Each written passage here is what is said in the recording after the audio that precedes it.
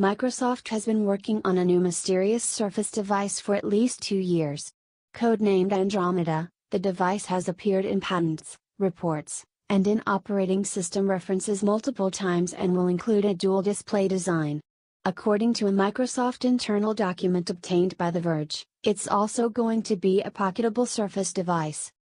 Microsoft describes its Andromeda project as something the company has quietly incubated internally, and that will create a new and disruptive device category to influence the overall Surface roadmap and blur the lines between what's considered PC and mobile. It's a new pocketable Surface device form factor that brings together innovative new hardware and software experiences to create a truly personal and versatile computing experience, is exactly how Microsoft describes the device internally.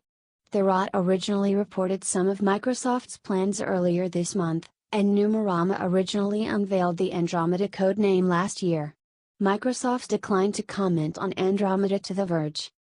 Microsoft originally introduced Surface RT and Surface Pro 6 years ago as devices that were designed to create a new category to challenge the differences between a tablet and laptop.